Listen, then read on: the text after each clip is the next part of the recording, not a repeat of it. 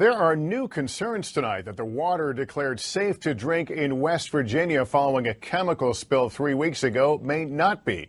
Officials have yet again started handing out bottled water to Charleston's 300,000 residents. NBC's Kristen Welker traveled to West Virginia and is with us tonight from Washington. Kristen. Lester, good evening. I spent the day in Charleston yesterday, and many people told me their lives have been fundamentally changed. The state says the water in West Virginia is safe, but that is being questioned and creating a lot of confusion and fear. Life hasn't been the same in the Goldman house since the chemical MCHM leaked into the West Virginia water supply from a tank at Freedom Industries 3 weeks ago. What's incredibly frustrating is that there's no end in sight. For weeks, this family says its tap water has smelled like licorice, a scent associated with the chemical. We have a new normal now. We have new ways of doing things. We have new ways of cooking, new ways of washing hands. The Goldmans say they've been using bottled water and will continue to, especially after tests found MCHM with levels higher than the state's standard in 6 area schools yesterday, including at eldest daughter Ellie's school. My biggest concern will be the health of my kids, maybe in 10 years. Restaurants say they've lost business, and many of them are now touting the fact that they cook with bottled water.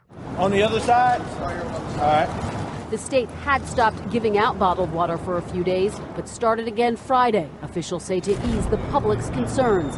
Dr. Letitia Tierney is the state commissioner for public health, and she insists the water is safe. I am drinking it. I am cooking with it. I am bathing in it.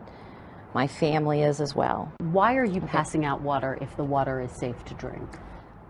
We're doing it because we're listening to our constituents.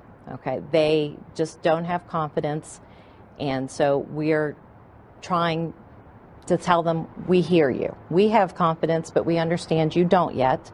Tierney also says the MCHM found at the 6 schools is negligible, and crews will work through the weekend to flush out the water supply at each location.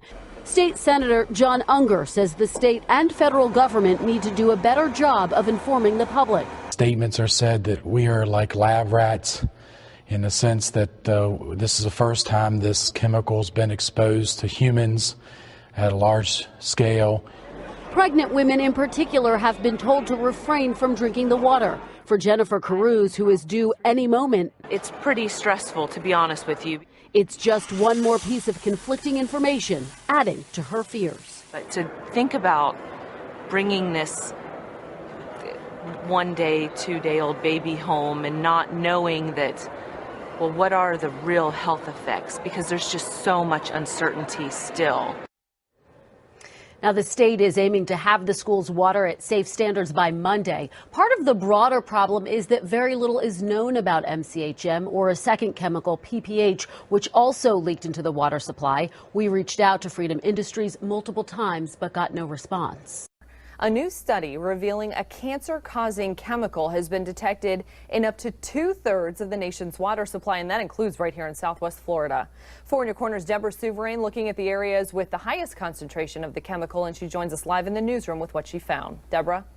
Amy, 14 different water systems were tested throughout Lee, Charlotte, and Collier counties, and more than half of them tested positive for chromium-6. I went to 2 facilities that tested positive for the chemical and found residents there had no idea that they were consuming the cancer-causing chemical. Before tap water flows into your home, it goes through rigorous testing at a treatment plant like this one. The goal is to filter out harmful chemicals.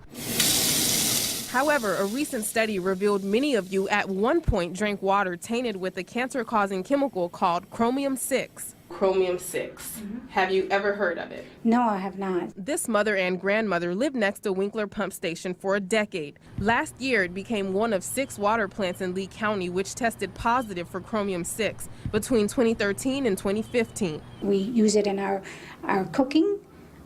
So that is a big concern, and I would want to know what else they're going to do for that to keep us safe. Health officials tell me they are doing something. The EPA requires local health departments to regularly test for chromium in our tap waters, but it doesn't require a specific test solely for chromium-6, a known carcinogen linked to lung cancer and gastrointestinal tumors.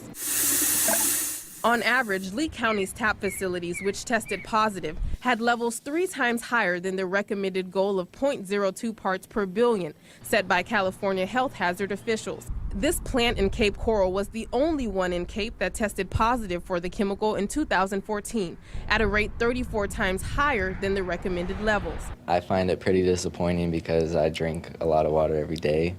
So I'm not really trying to get cancer. I drink water to be healthy, not to be unhealthy. In Collier County, which had the highest amounts of the chemical in our region, the average was 8 times higher than what's recommended. For people living in Charlotte County, you guys were closest to the safest goal of 0.02, with an average of just 0.0264 parts per billion.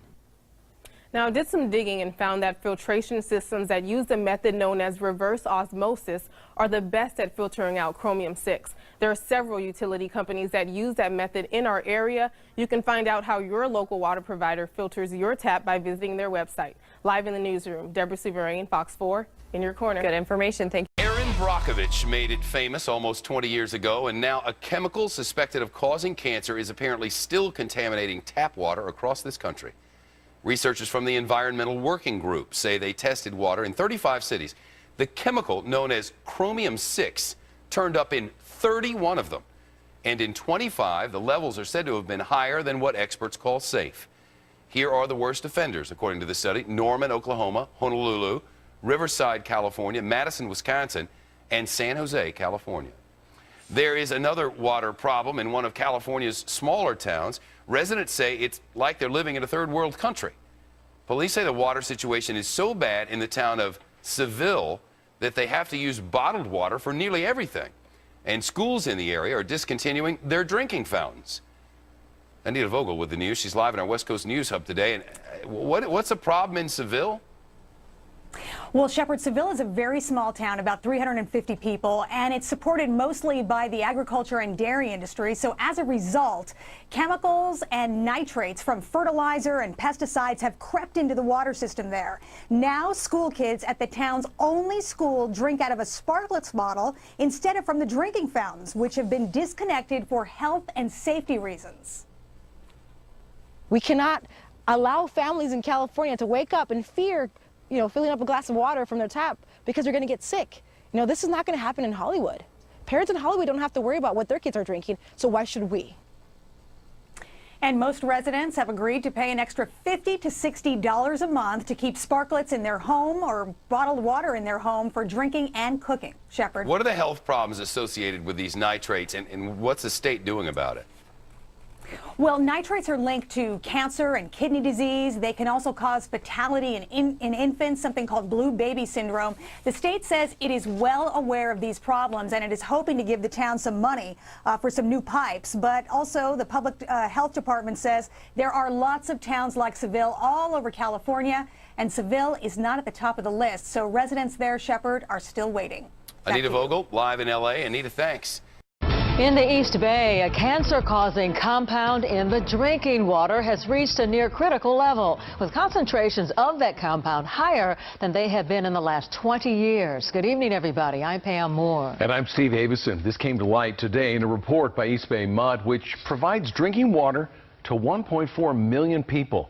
And the district also assured Cron Forest Justine Waldman today they believe the water is safe to use. Justine joins us live now from Oakland to explain what is being done to lower the levels of this cancer-causing element. Justine. Pam and Steve, 2 places have now reached this critical level. That's in the Oakland Hills and in Lafayette. But this cancer-causing element is in the water throughout the entire district. But tonight, here at East Bay Mud, they have assured me that they have taken measures to make sure that the water stays safe. In the water at issue is the presence of triohalomethanes, or THMs. THMs are known to cause cancer in laboratory animals. It's formed when chlorine, used to disinfect, reacts with organic matter in the water. It's always in the water, but concentrations of THMs have increased sharply in the last few years. The drought, partially to blame, according to East Bay Mud. So when people are using less water, it means that the water sits longer in our system, which means that we need to add additional chlorine to make sure that that chlorine doesn't dissipate. The EPA sets the rules for THMs in water at 80 parts per billion. East Bay Mud's goal is much more strict at 40. But the most recent testing from the second quarter of 2017 showed concentrations above 80. These elevated levels are cause for concern to East Bay Mud. Is this the new normal? That's really the question, right? So is this something that is a result of the last drought that we had? Is it something that's going to be here to stay? Now, East Bay Mud would like to explore other ways to treat the water, such as adding new chemicals and changing equipment at treatment plants, lowering the levels of cancer-causing elements in the water. East Bay Mud water is safe and meets all state and federal standards. So a long-term option could be to build a new treatment plant, but that would cost millions of dollars and take years. So in the short term, to check out this a little bit further, East Bay Mud is going to start to do some flushing out of the water systems. Live tonight in Oakland, I'm Justine Waldman, KRON 4 News. Well, is your drinking water contaminated with a chemical that could cause cancer? In one local community, the EPA found more than trace amounts of a chemical known as 1,4-dioxane. Investigative reporter Casey Geraldo here with the details. Casey. That's right. A group called the Environmental Working Group gathered all the numbers from testing and found Grafton has almost twice the safe amount of a chemical called 1,4-dioxane in the tap water. While the researchers say it needs to be addressed, the village says they're waiting on the EPA to make some rules. This well will actually put out almost 800 gallons a minute of water. For the Village of Grafton's utility superintendent, this water supply is a source of pride. Very little contaminant presence that we have to treat for here. Every 5 years, the EPA orders testing for contaminants. Usually, Nenig says the results in Grafton come back clean. But in 2015, results came back with 0.545 parts per billion of 1,4-dioxane, a chemical the EPA defines as a likely carcinogen. The EPA reports a level of 0.35 parts per billion could cause cancer in 1 of a million people. That's approximately 1 drop of this chemical in 3 Olympic-sized swimming pools. So what does that mean in Grafton, where the level is almost twice that? For that answer, we went to one of the researchers who did this study on 1,4-dioxane in water supplies around the country. 2 excess cases of cancer per million people. It amounts to about a 2.3% chance someone in Grafton could get cancer from the chemical. Any contaminant that the Village of Grafton finds in their drinking water supplies, we take very seriously. In the annual report to water users in 2016, the Village of Grafton wrote illegal dumping and spills caused the chemical to get into the water supply. We always keep things in perspective too. There are a lot of contaminants, unfortunately. Though it is a small chance of causing illness, Andrews says 1,4-dioxane is just an example of chemicals in drinking water around the country, unregulated by the EPA, even though they're testing for them. He wants to see the EPA set more legal limits on contaminants. This is just another example of where the federal agency has come up short in ensuring safe drinking water for all Americans. An EPA spokesperson tells us the agency's regulations are designed to protect public health from issues ranging from arsenic, pathogens, and byproducts to public notification regarding contaminants in drinking water. In the meantime, Nenig says the village keeps testing for the chemical and waiting for the EPA or the state's Department of Natural Resources to give guidance on 1,4-dioxane. Look at removal equipment, whatever technologies are available, and we'll deal with that at that time. We want to be clear with this. Per current EPA drinking water standards, Grafton's water supply is safe. The Environmental Working Group keeps a database of all the contaminants in the water. And if you want to check out your local water supply, you can go to tmj4.com/IT. So it's safe, Casey, but now what if people are at home and they're worried, they're very concerned? Is there anything they can do? If you're concerned, you can always reach out to your local water utility or even to the state to talk with them about creating some of the limits on these chemicals. Okay. Thank you, Casey. I'm Becca Hoppiger. Maybe you've heard some buzz this week about cancer-causing chemicals in California's tap water. An article published in the journal Environmental Health this week says toxins in our drinking water could lead to more than 15,000 cases of cancer statewide. But what does that really mean? Let's connect the dots. Now, the study was conducted by the Environmental Working Group, which describes itself as a nonprofit, nonpartisan organization dedicated to protecting human health and the environment. Researchers there looked at state data publicly available through California's Safe Drinking Water Information System. They analyzed contaminants in more than 2,700 community water systems from the year 2011 to 2015. The vast majority of Californians get our water from these systems. Here's what they found. In California, 90% of water systems met all federal standards for the past 7 years. Sounds great, right? But researchers say just because levels are legal doesn't necessarily mean they're safe. The greatest risks in our drinking water come from substances including arsenic, byproducts of disinfectant chemicals, and chromium-6, aka the Erin Brockovich chemical, if you recall that movie. By looking at the way these chemicals interact in our water, researchers say they've identified more than 15,000 additional cases of cancer that could occur statewide over the next 70 years. The study found drinking water risks are higher in small to mid-sized communities, often the ones in need of expensive improvements to their water infrastructure. Want to know if you're affected? Well, you can use a tool on the Environmental Working Group's website to find the details on your water system. Mine, for example, is the City of Sacramento main water system, where researchers found 6 contaminants with levels above health guidelines, yikes, and 11 other contaminants. But the group says most of these contaminants can be eliminated using a filter.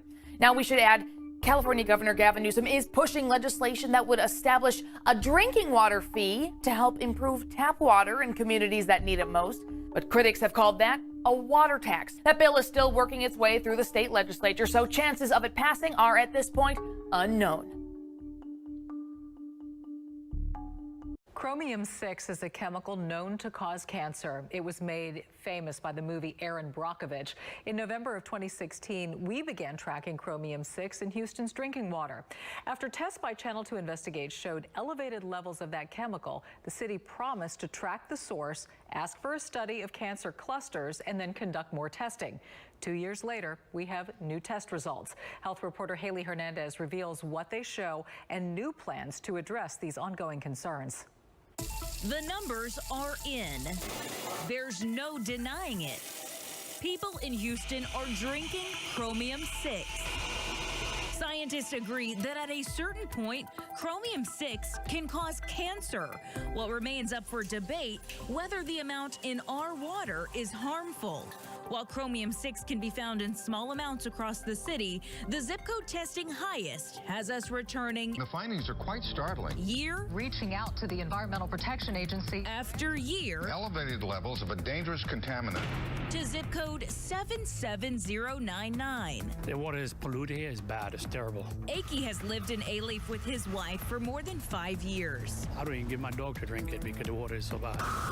I use it on the plants pretty much as about it. We've been drinking more bottled water, since the report. Council member Steve Lee represents the district where numbers are elevated in Alief. I feel for my neighbors who cannot afford bottled water. It's expensive. In 2017, he asked the city to begin specifically testing chromium-6 levels more frequently. And since our last report, the city tested the water 2 more times. Here are the latest numbers. In Herald Square, it's going up from 3.5 in 2014 to 4.2 last December and 4.3 in 2018. On South Kirkwood, it's going down from 6.7 in 2014 to 5.5 in December and 2.5 in 2018. And the same is true on Dairyview Lane, 5.4 in 2014, 5.1 in December, and 2.4 in 2018. In California, their public health officials say cancer rates start to rise at a tiny concentration of 0.02 parts per billion. It's not a happy ending, obviously, because, any amount is a worrisome amount. Is this from the surface water, which is the tap water, or is this from the reservoir? After looking at the test results, Lee said Hurricane Harvey could offer one explanation. With a huge influx of water, he wonders if chromium-6 just got diluted. Lee said residents may need a reverse osmosis filtration system, or the city may need to reroute the areas where they draw water. Both are costly. I'm still waiting for Congressman Al Green to kind of get back to us and see what kind of funding we can get. Last year, Congressman Green did author a resolution asking for a tax break to help people afford filtration systems. And he wrote the EPA asking for a hearing, but neither idea has gotten off the ground. We've been in contact with the EPA, not only with the letter, but we've been in contact with them about just coming to Houston. And he's asked the EPA to come up with a standard for chromium-6 in tap water. In the meantime, as Aki and his wife get ready to host friends for lunch, they'll make sure to avoid the tap water. I give them a bottled water to drink. I don't give them city water. Last year, council member Lee went to the state and asked for a cancer cluster study to determine if rates of cancer correspond to the areas with the highest levels of chromium-6. The state said that's still in the works. Right now on click2houston.com, we have the complete results from the latest round of testing. Look for them under the Investigate section. Haley Hernandez, KPRC, Channel 2 News. This is Greg with the Investigators Report, and I'm making this video on toxic drinking water, or should I say, is your drinking water safe? This actually is one of the most important videos I've made because what I'm finding out is really alarming. More alarming than anything that I've come across in the health and nutritional field. Believe me, you could take the best supplements in the world, you can work out, exercise, and do all those good things, but the fact is, if you're not taking care of your drinking water, you are setting yourself up for disease. And believe me, what I'm finding out with the water across the United States of America is not just surprising, but it's alarming. And we are talking about serious chemicals that can cause cancer, have been proven to cause cancer. So let me pick up on one of the main ones. This video mainly is going to be about chromium-6. I'm going to do some other videos. I'm going to get into a lot of the other chemicals, but chromium-6 is actually the chemical they made the Aaron Brockovich movie over. And here's what they say about that. You can go to Google and type in chromium-6, and you're going to find hundreds and hundreds of stories. This is just one of many that are out there. This one is from September 21st, 2016 on CNN. New report finds Aaron Brockovich chemical in U.S. drinking water. Dangerous levels of chromium-6 are contaminating tap water consumed by hundreds of millions of Americans, according to a national report. It was the chemical that was in the Aaron Brockovich film. Scrolling down here a little bit further, it says, whether it is chromium-6, PFOA, or lead, the public is looking down the barrel of a serious water crisis across the country that has been building for decades. And that's absolutely the truth. It has been building. You know, a lot of attention got put on water here in the United States recently with what happened in Flint, Michigan. And now we're finding chromium-6. This Aaron Brockovich film, you know, kind of woke a lot of people up. But I think most people in this country are just asleep at the wheel, drinking all this public water, having no clue that it causes cancer, has all these cancer-causing carcinogens in it. And you know what? We're wondering why there's a disease epidemic in the United States. This is one of the reasons. Our water supply is totally contaminated. This is a story here from EWG.org, which is the Environmental Working Group. Aaron Brockovich carcinogen in tap water of more than 200 million Americans. 200 million Americans. It says 25 years after the real-life confrontation, the conflict of chromium-6 is not over. A new EWG analysis of federal data from nationwide drinking water tests shows that the compound contaminates water supplies of more than 200 million Americans in all 50 states. Believe me, if you're listening to this or watching this video, chances are you're drinking chromium-6, and it is a cancer-causing carcinogenic chemical. It doesn't even take a lot of this stuff to cause cancer. You can go to this EWG story here. I want to show you something else which is quite interesting. This is another interactive map from the EWG. Okay, so you can go on this map. You can just go to Google and get it, or just go to this web address up here and you can get it. I live in Orange County, Florida, so I went to this map. My screen's kind of enlarged here, but I went to this map to see what it shows me in Orange County, Florida. And here's what it says. Orange County, Florida. 9 out of 11 systems detected chromium-6. 63 out of 152 samples tested positive for chromium-6. People wonder in Orlando, Orange County, Florida, you wonder why our water tastes like garbage? Why people say, what is wrong with this water? It stinks, it smells, I can't drink it, it's terrible. This is one reason. This is just Florida. This is a whole interactive map of the United States. Go there, click on anywhere. I mean, here, let's click here. Here. In Iowa, 3 out of 4 systems detected chromium-6. Let's go to California. All 4 systems tested positive for chromium. Anywhere I click on this map, okay? Louisiana, all 4 water systems. Well, that's still here. 1 water system tested positive there, but that's probably an unpopulated area. Let's go up here to North Georgia by Atlanta. All 3 water systems tested positive for chromium-6. The fact is, you're drinking this stuff. We're all drinking this stuff. You go out to public restaurants, most restaurants don't filter their water. And the ones that do may not even have adequate filtration that's taken this chromium-6 out of the water. And that's just restaurants. How many people in America just think it's okay to turn on the tap and drink straight from the tap? This is serious. This is from the EPA. This is basically a background on chromium. There's 2 forms. Really, trivalent chromium or chromium-3 and hexavalent chromium or chromium-6. Most of the chromium-6 that's showing up in our water supplies is coming from industry. That's the big thing. Chromium-3 is natural, as it says here. Okay, so here's a very interesting thing. Yet another problem with hexavalent chromium, which is used in industrial operations such as chrome plating and the manufacturing of plastics and dyes, all these dyes that are in all our foods. It has been linked to liver and kidney damage in animals, as well as to leukemia, stomach cancer, and other cancers. Hexavalent chromium has been found in the tap water of 31 out of 35 cities sampled. Of these cities, 25 had levels that exceeded safety standards. Again, this is like lead. There's no such thing as a safe level. The EPA can try to assess that there's a safe level. There's no safe level when you're dealing with a toxic chemical that's produced by chemical companies. Sadly, even if your water is not contaminated with any of these substances, it may still be unsafe to drink. That's a story from naturalnews.com. He quoted from the Great American Health Hoax, The Surprising Truth About Modern Medicine by Raymond Francis. So, anyway, this is a serious issue. Anyway, what can you do about it? Because obviously, I don't have time to cover this. I can be on here for hours and hours discussing all the different contaminations and issues with water going on in this country. What you really need to do is filter this crap out. It's very hard to expect to live long and healthy if you do not filter your water. We just added all of these different water filters, and they are phenomenal, and every single one of them filters out chromium-6.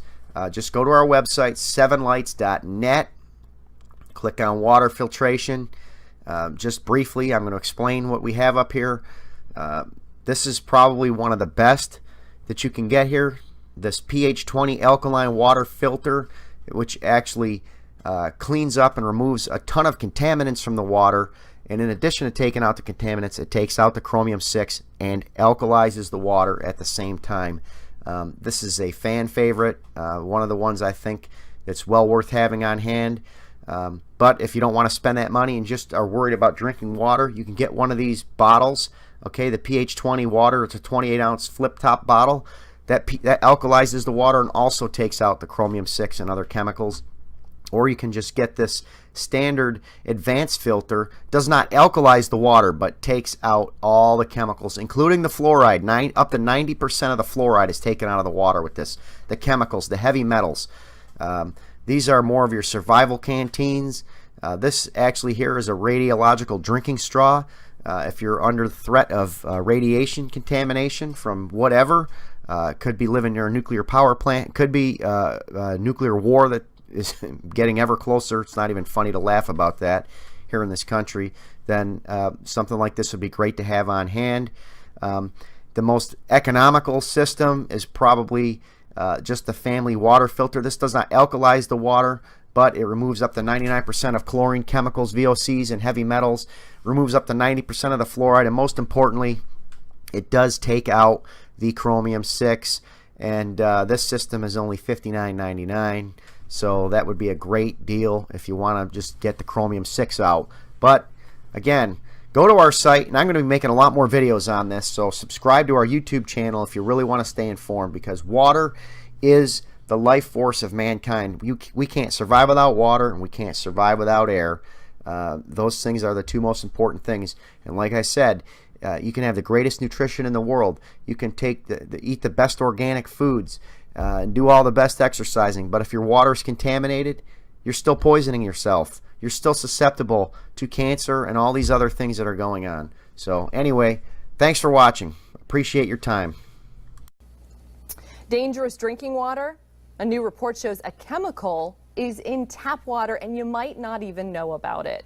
4 in Your Corner's Deborah Souverain went county by county here in Southwest Florida to see just how safe our water is, and she joins me live in the newsroom with what she found. Deborah?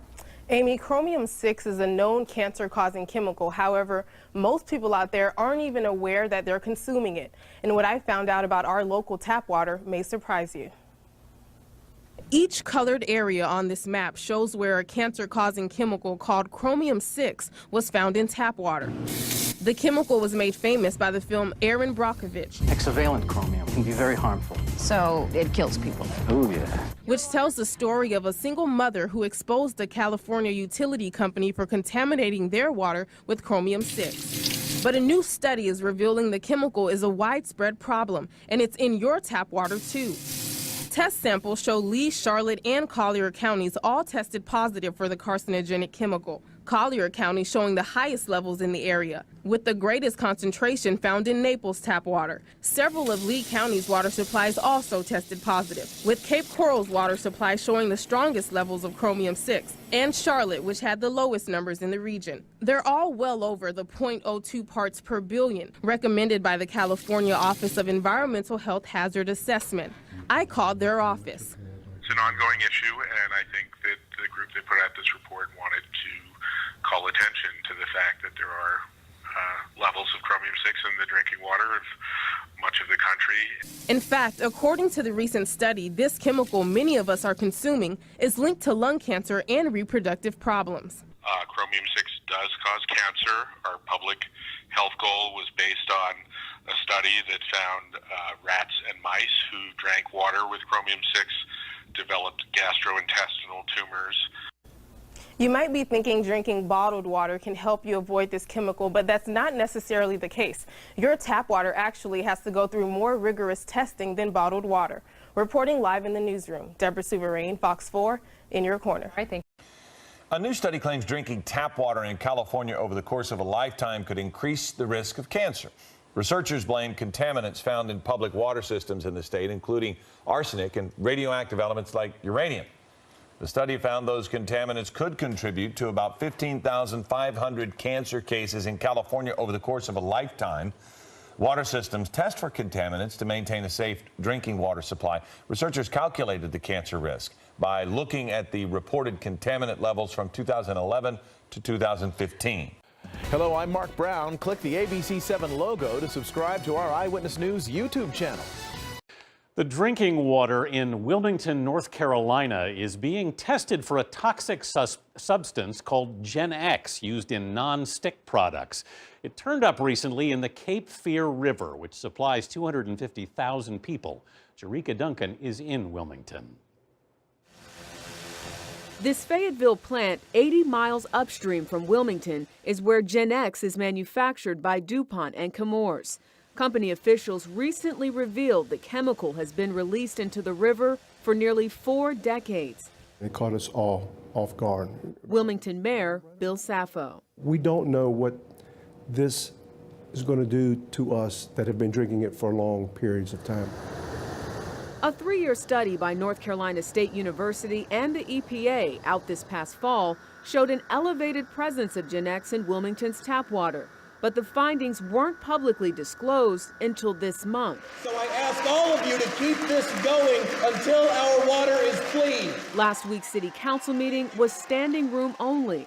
Why has this been allowed to go on for so long? I've been drinking this water my entire life. The long-term health effects of Gen X are unknown, but studies submitted by DuPont to the EPA have shown it caused tumors and reproductive problems in lab animals. What you gonna do now? Lisa Grogan's son Nathan battled a rare kidney cancer. She, like many other parents of children with cancer in the area, aren't pointing fingers, but are wondering whether toxins in their drinking water were the cause. Because of what our kids have been through, I think it's hard for people to look at us and say, the water's probably okay. We're not willing to accept that risk. Amy Herman's son Jacob had leukemia. It just seems odd that we're having to fight for clean water, after we've fought for our children's lives. There are currently no federal drinking water standards for Gen X, and under EPA rules, DuPont and Chemours' release of Gen X into the water may have been perfectly legal. That's because it's a byproduct of another substance. There is a loophole that needs to be looked at by Congress to make certain that we have safe, good drinking water in this country. State inspectors are now testing the current levels of Gen X in Wilmington's water, and the EPA is also investigating. We, as citizens of this nation, need to know what those chemicals are, so at least we can make decisions for our own families as to whether we should drink the water or not. Chemours says it will no longer release the byproduct of Gen X into the Cape Fear River, and they believe that product has not had an impact on the safety of drinking water in Wilmington. Anthony, today the North Carolina Department of Health said it will take a look at cancer rates, specifically in this region. Jerika Duncan. Thank you, Jerika. Well, do you know what's in your drinking water? A shocking Associated Press investigation found various pharmaceuticals in the drinking supplies of at least 41 million Americans. Tainted water was found from New Jersey to California. NBC's Tom Costello is following the story from Washington.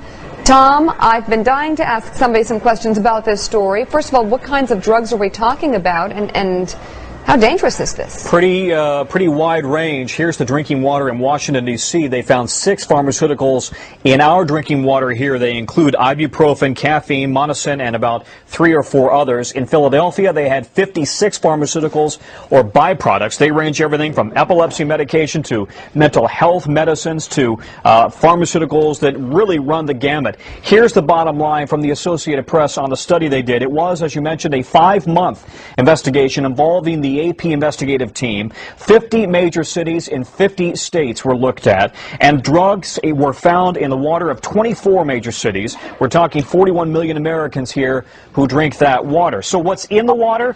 Everything from acetaminophen and ibuprofen to mood stabilizers, antibiotics, angina, heart, as well as cholesterol drugs, and even sex hormones. The trouble here, Meek, is that the federal government does not test specifically for pharmaceuticals in the water. And in fact, there is no way to scrub water that is in a treatment plant for pharmaceuticals. And so now we have a situation where states and cities across the country are just starting to realize that there are the remnants of pharmaceuticals in the drinking water. All of that said, we should emphasize, we're talking here about parts per billion or trillion, really minute traces of pharmaceuticals that are in the water. And you say, well, how did it get there? Well, without getting too graphic, all of us who take medication for one thing or another, we don't absorb all of it. It is excreted. It gets into the sewage system, into the water treatment plants. And then, because water treatment plants can't scrub it all out, if any of it, it just kind of dilutes on into the water system. Sometimes it gets into the water table, into wildlife, and then into reservoirs. It goes back into the water treatment site, into the water treatment plants. I wonder if there's going to be, long-term study about effects of this down the road. And, but I guess initially, Tom, the question I'm sure you're asking today is there anything the government can do about this? Yeah, and the EPA says it's concerned about it, but we don't yet know, and water treatment utility plants say they are convinced that there is no immediate threat to anybody out there. That said, I did a story about 4 years ago in which we found a river in Colorado, and now we know there are many rivers, in which the fish were turning from male to female. And the reason was because there was too much estrogen in the water. The natural female hormone was literally turning male fish into female fish, and the thinking was that this is a canary in a coal mine. So now the question is, what's the impact on humans? Yeah, that's the next one. Tom Costello on this story from Washington. Thank you very much. This is your marketplace. What's lurking in your bottled water? Yeah, I see someone right in there. 5 top brands under the microscope.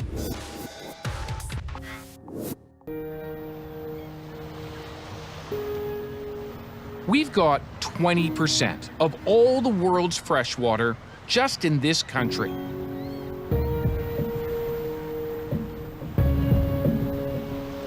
But we spend over $1 billion every year on the bottled kind.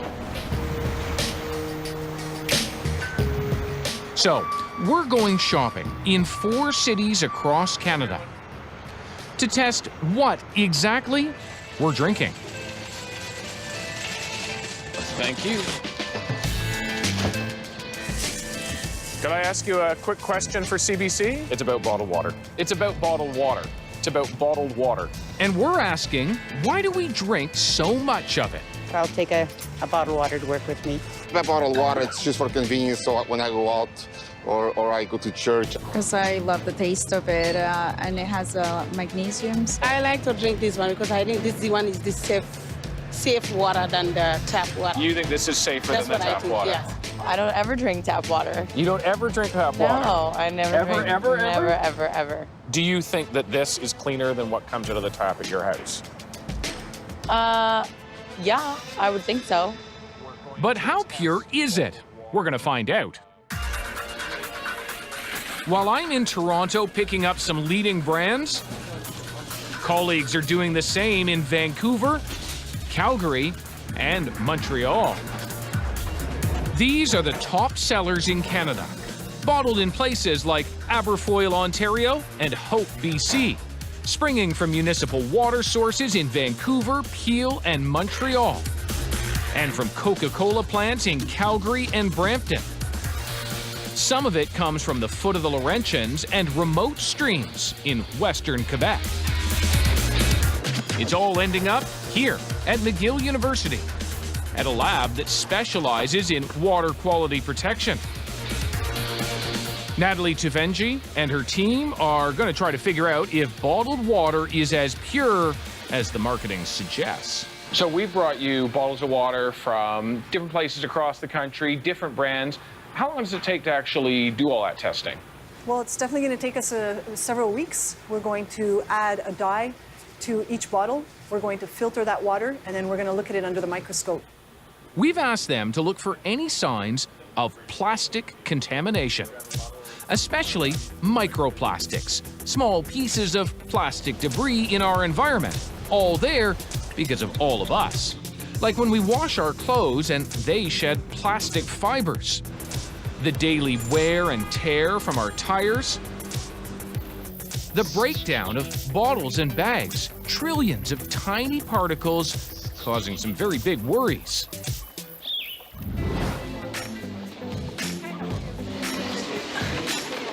That's pretty cool, eh? Cool looking, but this sculpture at Toronto's Union Station puts things into perspective.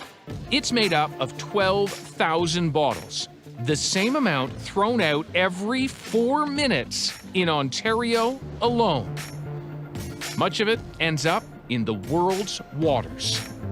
In 30 years, they say, there'll be more plastics in the ocean than fish.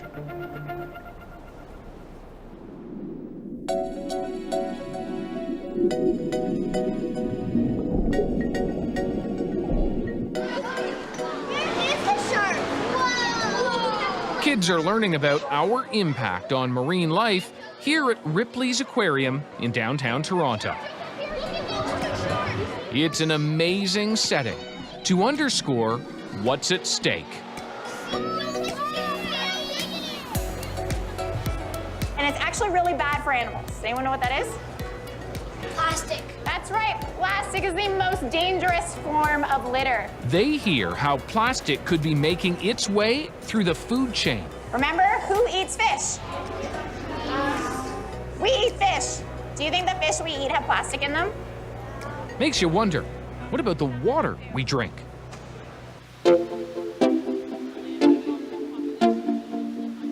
I catch up with Ripley's diving team to hear more. I haven't been diving in a few years, so it's I thought it sort of had all come back to me. Yeah. They've experienced firsthand the threat plastics pose in the wild.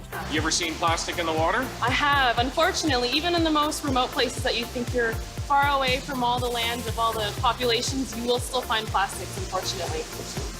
I get it.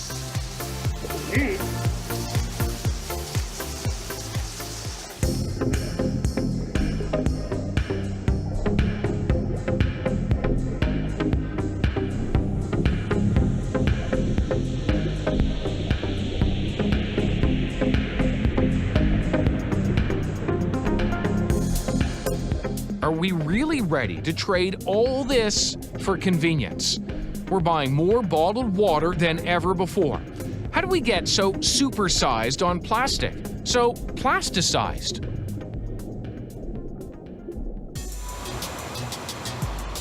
To find out, I'm hitting the bottled water aisle with Allison Hunt. So you have done every kind of marketing for every kind of product, seemingly. Every aisle of the store. Every aisle of the store. Yeah. She's a consumer researcher and former advertising exec who helped launch bottled water into Canada in the 80s. Now that you've done that, what do you think of it? I think if we knew then what we know now, we wouldn't have been as excited to work on the product. Now, what does that mean? Well, now that we're in a different climate, I don't think bottled water today would be launched. I can't imagine the meeting there would be like, what if we put tap water in bottles? The rise of bottled water can be traced to the late 70s and this ad campaign for Perrier. Deep below the plains of southern France, in a mist. Perrier spent millions convincing us its bottles were not only filled with purity, but sophistication and class. And therefore more quenching. Allison Hunt's team took a similar path. The campaign that was launching the bottled water brand was about purity. And once that was established, then it was to make it a badge product that you look kind of cool drinking. Really, no one was drinking bottled water. And so the second campaign was about just putting the bottle in situations with interesting looking people who just so happen to have a bottle of water with them. Big Water is still pushing the purity angle in TV commercials and on social media. And on their own labels, they pay big bucks to get those front and center in convenient places. Funny thing is, in some cases, the water we buy practically is tap. Dasani, for instance, acknowledges it uses local water supplies, while Aquafina's label says public water sources. It's then filtered to become the taste of purity. Well, their profits are sure pure because we regularly pay dollars for something that costs them pennies to produce. It's been called the marketing trick of the century. Would you agree with that? Well, in a way, yes, because it could come out of your tap and you could put it in a bottle, but you pay really high margins on it. You know, on some level, it doesn't seem rational. Who said people are rational? Yeah. Marketing serves to rationalize behaviors. To give you the sense, yeah, this is a good idea. This is what you should do. Yeah, or this is a weird sentence, but you shouldn't not do it. You shouldn't not right? do It's it. like, why not? Water's good for you. That's the paradox of bottled water, is that what's in the bottle is so good for you, and the package it comes in is so bad for the environment.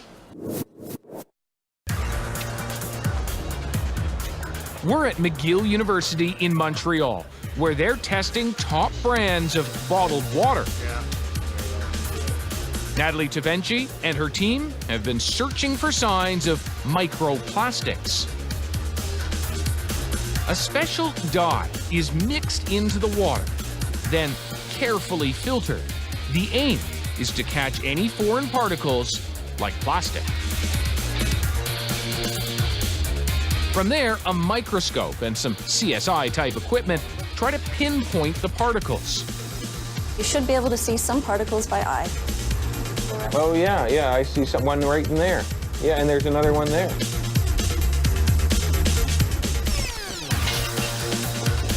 And finally, using liquid nitrogen and a plastic detection machine, they analyze the particles.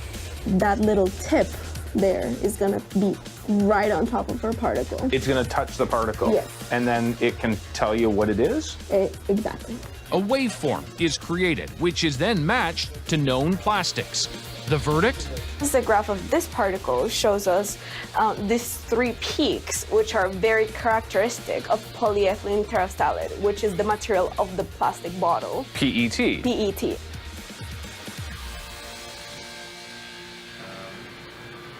We asked you to look to see if there are plastics or particles in this water. What'd you find? So what we were able to show is that of the 50 bottles that we tested, 30 of them, we were able to identify that there was plastic. The majority of them.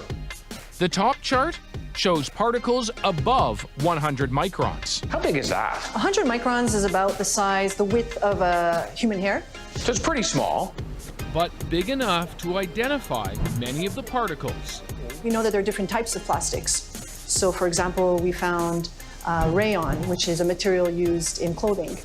And we found polyethylene, which is a material used for making plastic bottles or caps. Surprisingly, they even found plastic in the glass bottles they tested. This company sells water in both plastic and glass. Exactly. And it's still got plastic in the glass one. Exactly. Although in lower levels. Yeah, it could be coming from the source, it could be coming in the bottling process itself, maybe from the air.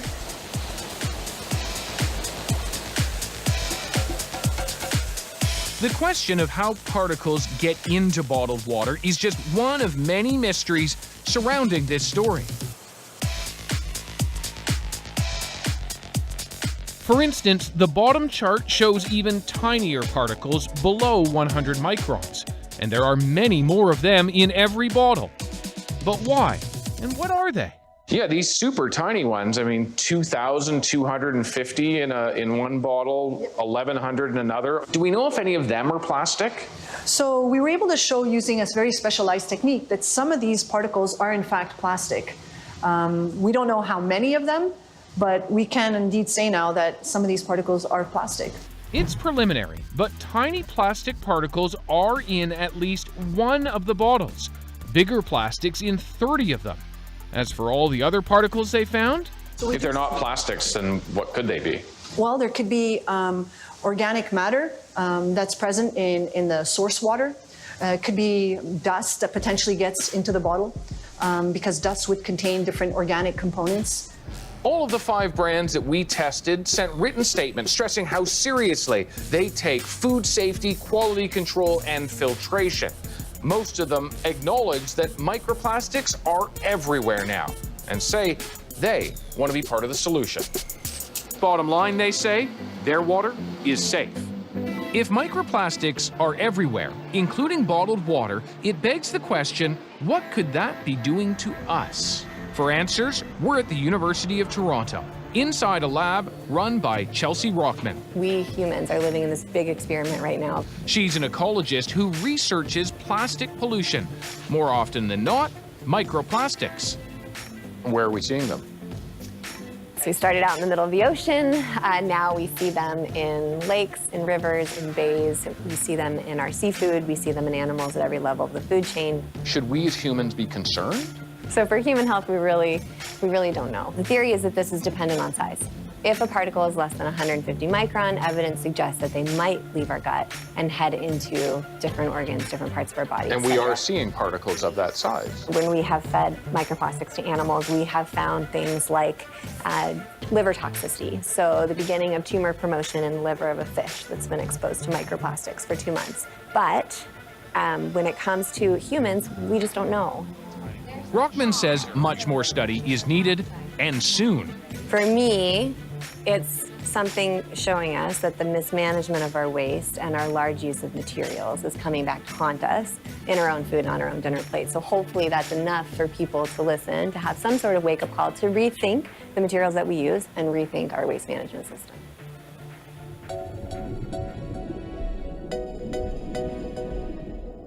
Back at Ripley's Aquarium, where bottled water is never sold, school kids take a lunch break and drink only from refillables. You have a plastic water bottle? Who has a reusable one? Do you have a oh yeah, you've got a reusable one there. And what's good about a reusable bottle? Just say it. You don't have to, it won't go in the land. It's the water. It's not made of oil. It's not made of oil. And you can reuse it. You can reuse it. You don't just throw it away. Wash it. What do you think we can do about all of these plastics that are in our world? Yeah, go ahead. We can remake them into reusable stuff. Yeah, we can try to recycle them. What else? Don't use so much plastic bags and start using containers. There you go. So maybe that's the key. Maybe the key is just use less plastic or try to use as little as possible, all right? We all hear that and now know we're even drinking plastic from plastic. The kids have stopped. Maybe it's time for the rest of us to take a lesson from them.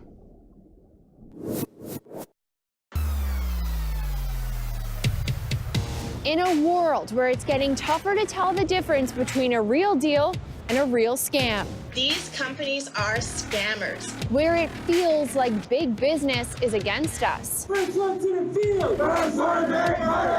A world full of terms and conditions. The debt just keeps on piling on, and it's very dangerous. We got you. We're gonna pay them a visit, ask in person.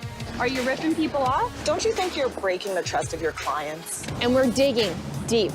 Getting you results. Some of these dealers can be real sharks. Information from that, I walked in there, boom, boom, boom, resolved. As a kid, I grew up watching CBC Marketplace. Saw your episode on fast fashion? And as an adult, I never miss an episode. I just want to thank you for the work that you do. Thanks very much, Marketplace. Thank you so much, Marketplace. You like us.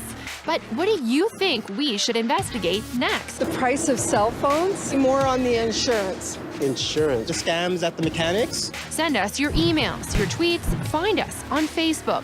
We want to hear from you. This is my marketplace. This is my marketplace. This is my marketplace.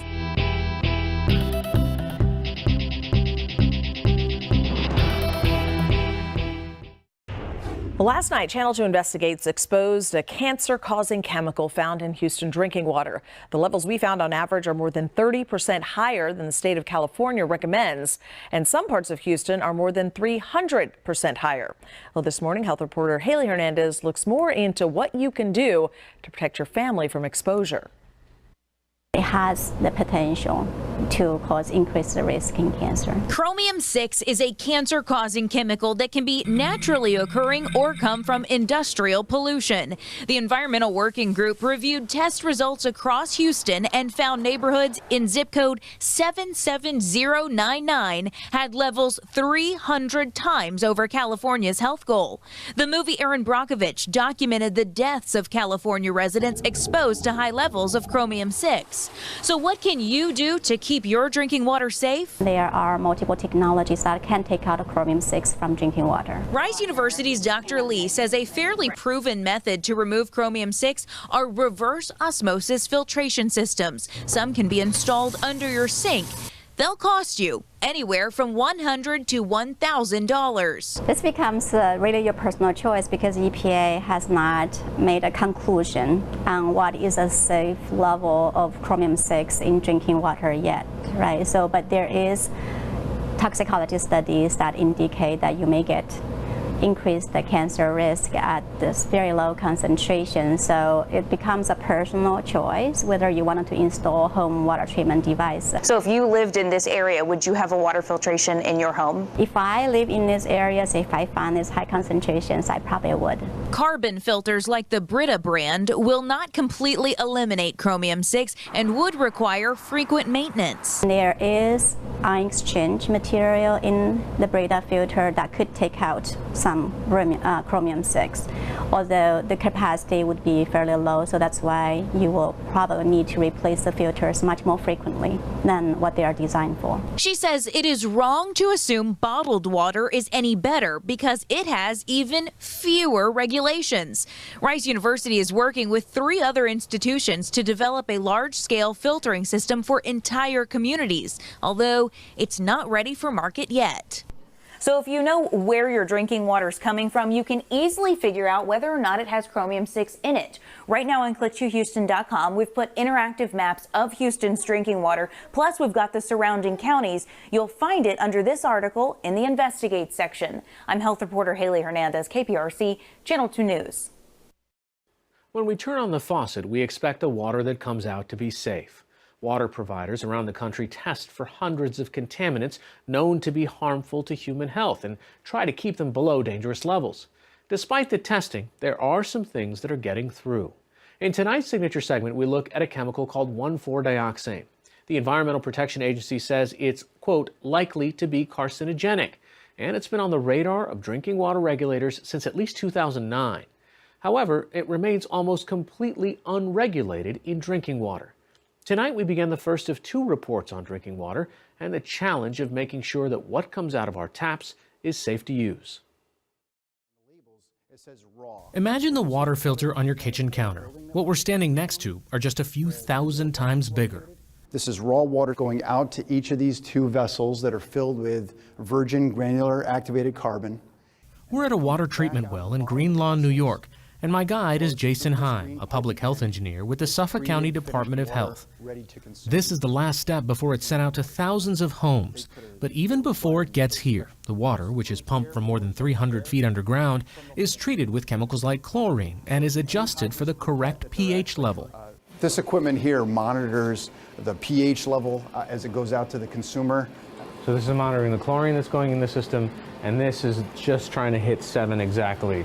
Less than 7 is acidic, more than 7 is where it's like slightly basic, just over basic. 7 is the goal. Yeah, it's like high school science class. Right.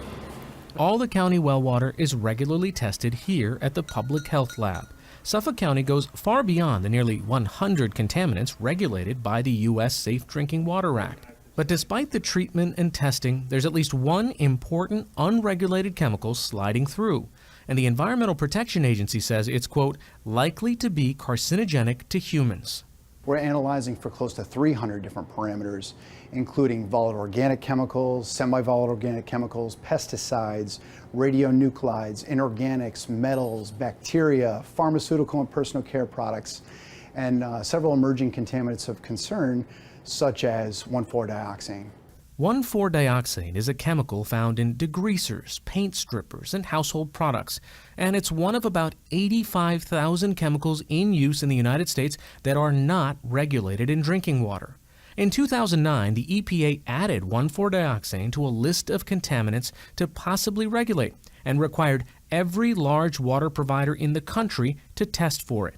It's the first step in regulating a new contaminant under the Safe Drinking Water Act, and tests between 2013 and 2015 showed 1,4-dioxane is in drinking water around the country. In fact, water systems in 27 states, serving more than 7 million people, had levels of 1,4-dioxane above 0.35 parts per billion. That's the level that the EPA calculates poses a lifetime 1 in a million increased chance of developing cancer.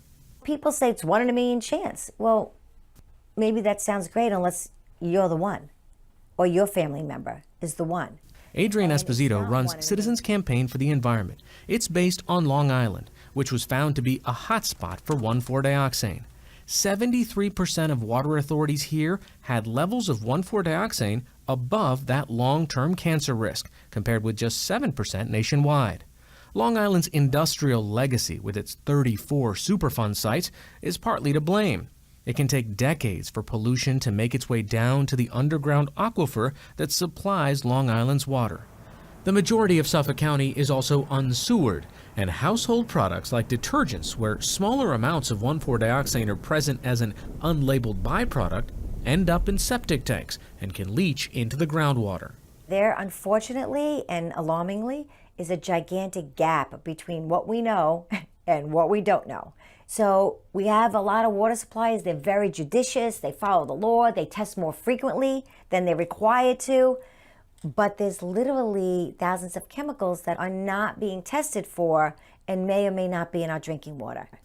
The Personal Care Products Council, a trade group that represents cosmetic and personal care companies, declined an interview request, but said in a statement, in part, 1,4-dioxane is a byproduct that can form in trace amounts during the manufacturing process, but that levels present in finished products are minimized and do not present a hazard under conditions of use. The American Chemistry Council, an industry group representing chemical companies, declined an interview request, but said in a statement, in part, where detected, 1,4-dioxane has been found in low levels that do not present significant risk or cause for alarm. Adrian Esposito takes issue with that, in part because 1,4-dioxane is present in so many places. So we're getting an exposure level through water, but then also an additional exposure through other products that we're using every day. It's the multiple exposure through many sources that we believe puts us at risk. The EPA declined PBS NewsHour Weekend's interview request, but said in a statement, in part, EPA will consider occurrence data along with health effects information as part of the agency's regulatory determinations process for 1,4-dioxane, adding, EPA anticipates completing the next regulatory determinations in 2021. Remember, the EPA identified 1,4-dioxane as a chemical it may regulate in 2009 and won't rule on it till at least 2021. History suggests regulation is unlikely. In the 21 years since the Safe Drinking Water Act was updated, the EPA's process has not led to the regulation of a single new contaminant. We have 85,000 chemicals used in commerce today. How many are we going to have in the next 5 or 10 years? Judith Enck was an EPA regional administrator from 2009 to 2017 under President Obama. The dirty little secret in the drinking water area is that for most of the chemicals used in commerce, our water supply is never tested. It's never monitored. It's a short list of what is looked at, and it's impossible to test for all of them. But I think we can be sensible about it. Enck is not inspired by the direction the EPA is headed. In July, President Trump nominated toxicologist Michael Dorison to lead the EPA's chemical safety program. While working as a consultant for a manufacturer that uses 1,4-dioxane, Dorison co-authored a 2014 paper that found the safe level of the chemical was 1,000 times higher than the EPA's 1 in a million cancer risk, a point that was raised during his confirmation hearing. Aye. In late October, the Senate Committee on Environment and Public Works narrowly approved Dorison's nomination on a party-line vote. But earlier this week, Dorison withdrew himself from consideration after it appeared he might not win full Senate confirmation. Given the situation in Washington, it's imperative that the states act. Which is exactly what's been happening. 6 states have already regulated 1,4-dioxane, and New York may be the next. Requiring testing for an emerging contaminant. In October, the New York Drinking Water Quality Council met for the first time. It's made up of state environmental and health officials, scientists, and water providers. The council is required to recommend a maximum allowable level of 1,4-dioxane and 2 other contaminants by next year. Brad Hutton is the Deputy Commissioner of Public Health for the New York Department of Health. While we've requested strongly for the federal government to establish a unified national standard, which would be preferable, in the absence of one, New York has stepped up to establish its own level. But deciding how much of a contaminant like 1,4-dioxane is safe and how to potentially remove it isn't easy. Everyone has a different perception of risk. If we could wave a wand and spend a dime, we would do it to prevent all of those cancers, but it's typically much more complicated. And once New York figures out the maximum contaminant level, potentially treating it won't be cheap. I could see our water rates going up 50% if they set this as low as some other states have actually looked at. Dennis Kelleher is an engineer who represents the Long Island Water Conference, an association of public water providers and drinking water professionals. He says water authorities are caught in the middle when it comes to unregulated contaminants like 1,4-dioxane. The public is hearing about it and saying, I don't want it in my drinking water. And we're saying, well, we don't know what level is acceptable. And to make things even worse, there isn't an acceptable, approvable treatment system that we could install if we needed to put something in. So as the water's flowing through, the radicals are destroying the contaminant immediately.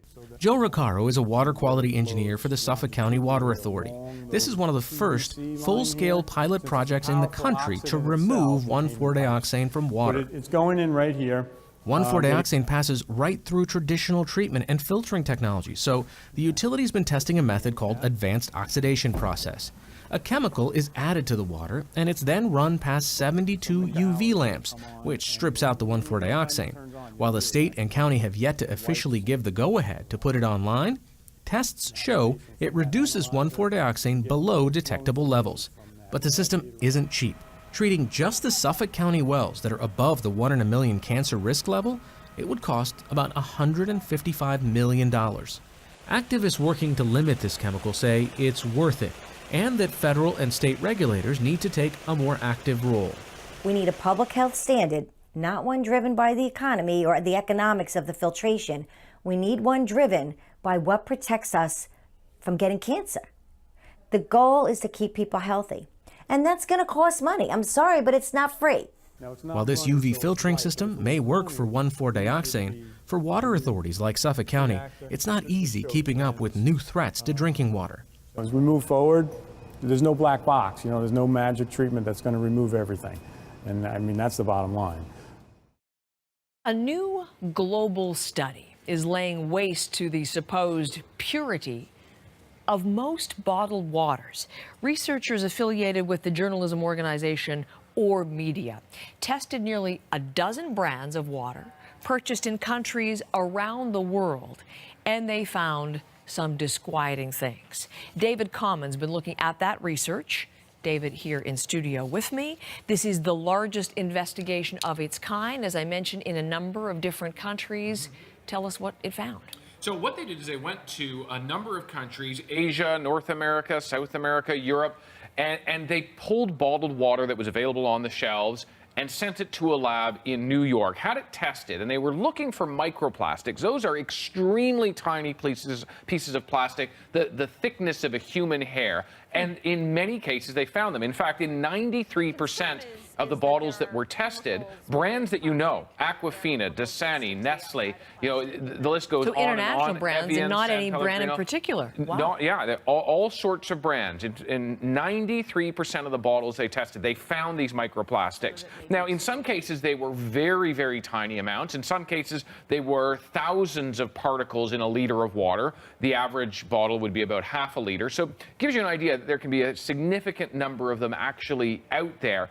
Wasn't found in every bottle, but it was certainly found in most, the overwhelming majority of the bottles that were tested. We know a few things about microplastics. We know that they exist all over the place. We know they're in tap water. We know that because Orb Media, this same group, actually did a test of tap water in many countries around the world. What they found is that there's actually less in the tap water they tested than in the bottled water they tested, which really is interesting to us because of the whole purity talk that goes on around bottled water. Did they determine how the microplastics get into the water in the bottle? They didn't look at that specifically, but they do have a few theories, partly because of the microplastics that they could identify, it is in many cases the same type of plastic as it is from the cap of the water bottle. So perhaps, we don't know this definitively, perhaps when that cracking open happens, these tiny little particles fall away. Now, is there any danger in that? That's, of course, the next big question. And the answer is we don't know definitively. We know that these plastics are so small that they could probably pass through your gastrointestinal tract, that essentially they could get into your bloodstream, which means they can stay in your body. And we also know that plastics in general can absorb chemicals that could be harmful to our body. We didn't look particularly at what these plastics contain. They really are tiny, and that work has not been done.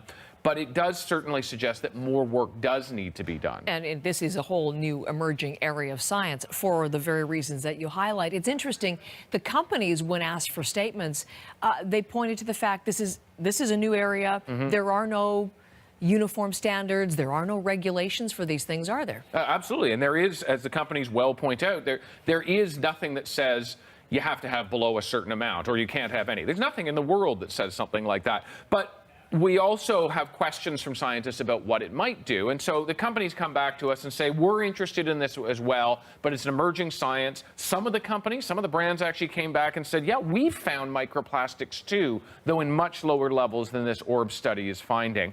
This particular study, important to note, didn't look at bottled water in Canada. Even though I'm using the names of brands that exist in Canada, the bottles tested didn't come from Canada. And because it didn't, we're going to test it at Marketplace. We're going to try to see if we find similar results in Canadian bottled water. April 6th, the air date for that investigation, so stay tuned. But David, thank you very much. It's definitely pause for thought for those who drink bottled water. Chemical in the water from the city to the suburbs. The science in the last 10 years has very clearly established that it's capable of causing stomach cancer and kidney cancer. What is it, and is it in your neighborhood? Channel 2 Investigates has been looking into this now for weeks. And the findings are quite startling. Communities relying on drinking water containing the very same toxin made infamous in the movie Erin Brockovich. Now, we found high levels of chromium-6 in Harris and Montgomery counties and in more rural areas of Liberty and Wharton counties. We'll explain what these numbers mean in just a moment. On the bottom of your screen, we are about to list some of the areas with the highest levels of this chemical. Health reporter Haley Hernandez live in Alief, one neighborhood at the top of that list. Haley? That's right, Bill and Dominique. So I am inside of a home in Alief, and this is something that we probably take for granted every single day, access to clean drinking water. But Channel 2 Investigates found out that Houston has some of the highest rates of a dangerous chemical right here in the water. We need it to survive, to cook and clean, but that same water could make you dangerously sick. A cancer-causing chemical made infamous by Erin Brockovich has been found at high levels in Houston's tap water. The chemical is called chromium-6. The city of Houston's water ranks about third in the country in terms of a high level of chromium-6. Bill Walker is managing editor at the nonprofit Environmental Working Group. Just how high is the chromium-6? In California, public health officials say cancer rates start to rise at a concentration of 0.02 parts per billion. Put that in perspective, a part per billion is about one drop of water in an Olympic-sized swimming pool. Houston's average, 0.75 parts per billion. Why is chromium-6 dangerous? What increase your chance or your risk to get cancer. It could also cause damage in liver and kidney. Dr. Lee is a scientist at Rice University. Chromium can come from multiple sources, can come from industrial pollution, but it's also naturally occurring. Like from rocks and soil. Channel 2 Investigates looked even closer at the numbers and found samples as high as 6.7 parts per billion in some Houston neighborhoods. The level that you're talking about in Houston would mean an additional 330 some cancers over a lifetime. We plotted the highest rates all come back to the exact same zip code, 77099 in the Alief area. We went to Houston Public Works for answers. Is it fair for the people who are in the areas with higher levels to be drinking the water with 6.7 points? The federal government nor the state of Texas has set a standard yet. Yvonne Forrest is right. The EPA does not have a standard specifically for chromium-6, and she says people in Houston don't have to worry. The drinking water provided is safe to drink, and we meet all the established levels. The EPA told us they are working to assess chromium-6 and hope to have a proposal ready for public comment in 2017. So it comes down to your personal choice. So if you lived in this area, would you have a water filtration in your home? If I live in these areas, if I find these high concentrations, I probably would.